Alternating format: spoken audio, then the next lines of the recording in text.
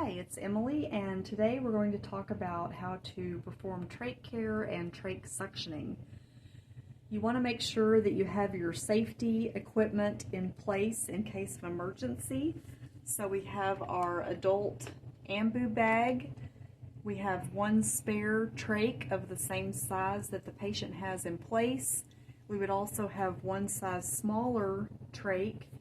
And for our current trach, we want to make sure the obturator is available. We use the obturator in case of accidental decannulation to put the trach back in, but since we would have the same size trach available to replace it, it would also come with an obturator as well, but we want this at the head of the bed in case of emergencies. And prior to performing trach care, it's a good idea to suction the patient. Once you start manipulating this area and cleaning, sometimes the patient will start coughing up a lot of secretions. So if we suction them first, that can be helpful.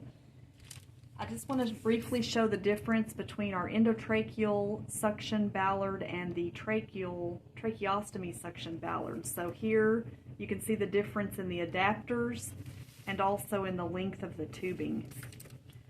A safe suction pressure for our adult patient would be -120 to -150.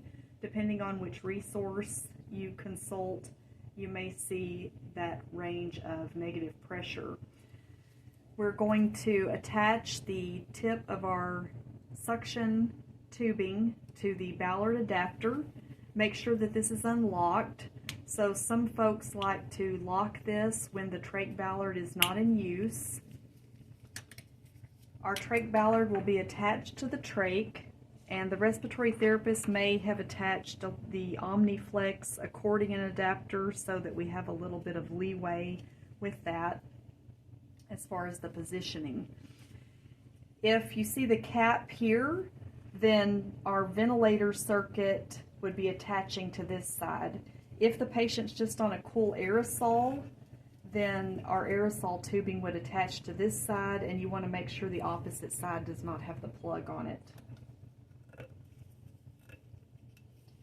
So what we would do is we would attach our tubing. We're going to let the patient know that we're going to perform suctioning. It's going to make them cough.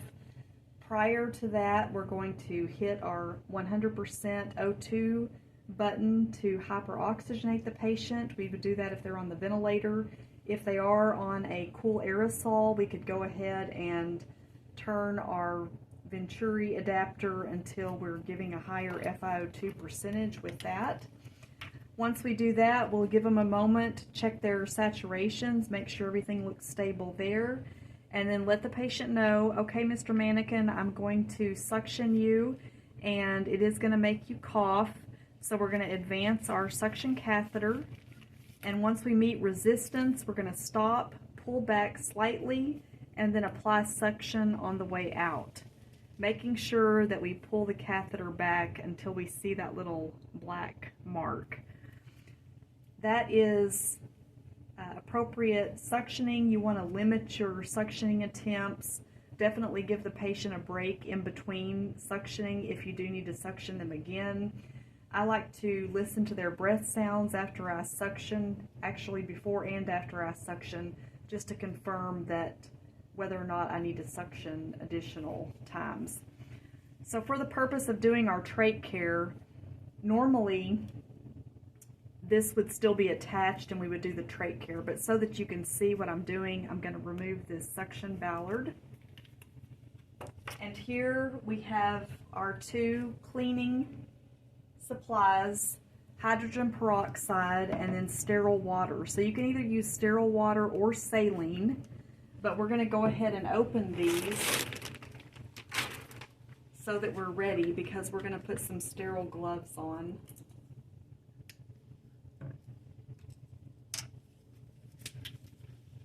And we'll have one of our hands be our clean hand and the other be our unsterile hand. Alright, so we have a trach care kit here, and we're going to go ahead and open that up. And here are sterile gloves. So I'm going to go ahead and put on the sterile gloves. Trach care, even though we're using sterile gloves, trach care is generally a clean technique.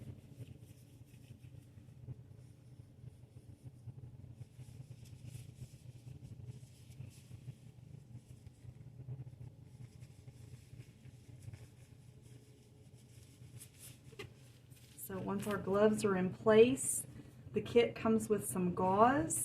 It comes with a drape. So we're going to place this over the patient's chest just to keep it clean. It has a second drape. It has a trach tie, but we use the trach tie that has the Velcro on it. 2 Q-tip adapters, tweezers, and some pipe cleaners and a little brush to clean our inner cannula. So we'll set those on our sterile drape. And now I'm going to make my left hand my non-sterile hand. So I'm going to go ahead and put some hydrogen peroxide here and sterile water over here. And then I'm going to put some hydrogen peroxide in the larger area for my inner cannula. In this instance, this trach has a disposable inner cannula. However, if you don't have disposable replacement cannulas available, then the appropriate action would be to clean this inner cannula and replace it. So this is my non-sterile hand. I'm going to move our sterile drape down with my sterile hand. So with my non-sterile hand, I'm going to remove the inner cannula and I'm going to drop it into the cleaning solution. And then with my tweezers, I'm going to remove the split gauze. And this would be our soiled split gauze. So that would go into the trash.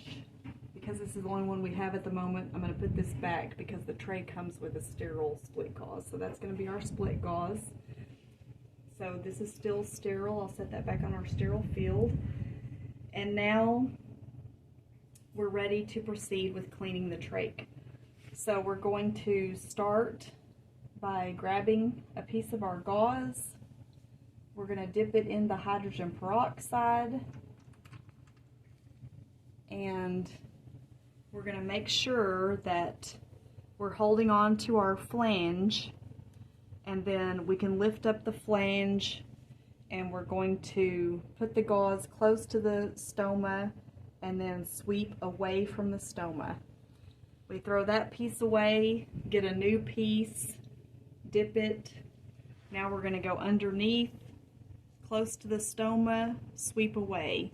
Throw that piece away, get another piece, dip it close to the stoma on the other side, sweep away, throw that piece away, get another piece, dip it close to the stoma, sweep away.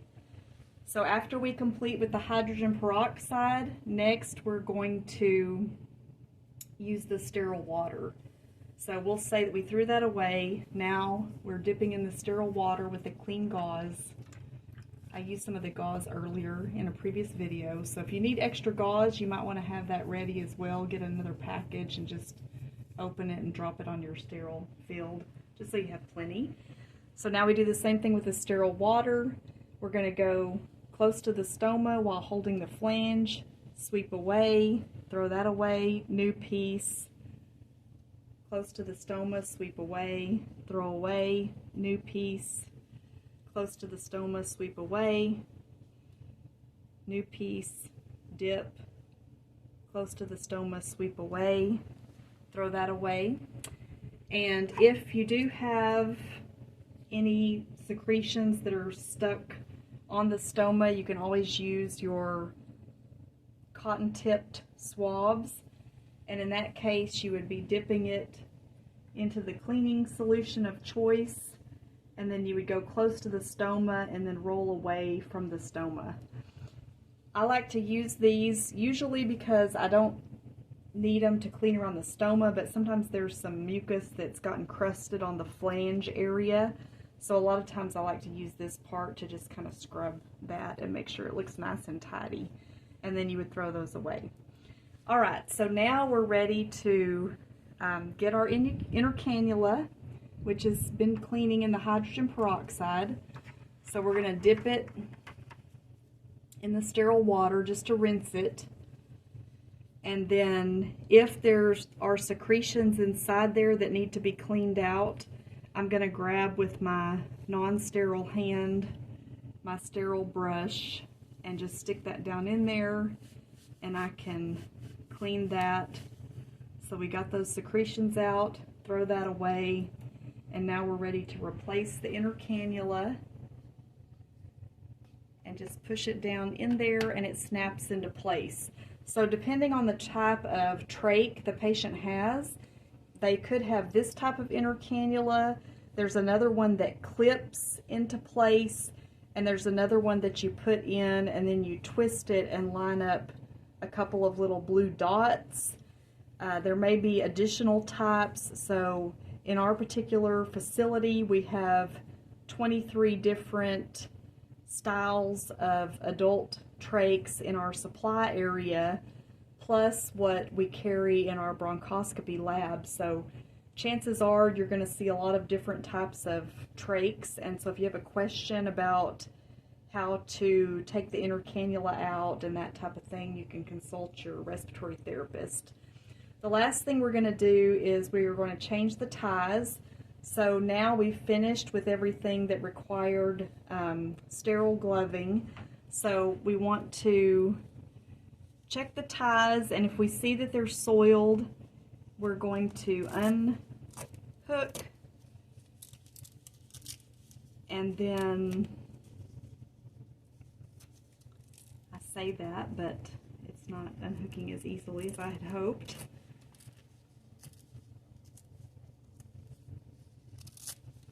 So once we unhook the gauze, you just want to make sure you're holding on to the flange of the trach here at the patient's neck. So we would take that off. I like to go ahead and put in the new trach tie and get that one side secured. Now hold on to it from this side, pull my new trach tie under, undo the old, and then put in the new. And then I just double check to make sure that I can get a couple of fingers underneath there, but that it's secure and not loose in case the patient coughs really strongly. We don't want to lose our trach tube. Lastly, we're going to put our split gauze underneath. So we've got our clean split gauze, and actually this is my, let's do this because this was my non-sterile hand. So I'm just going to take these off, and now we pick up our split gauze. We just don't want to get it dirty. And then we're going to place that right underneath.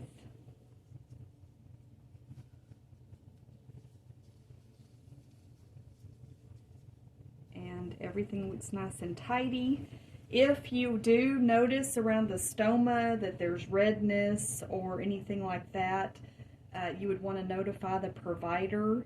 And also we have an RN wound care consult and treat.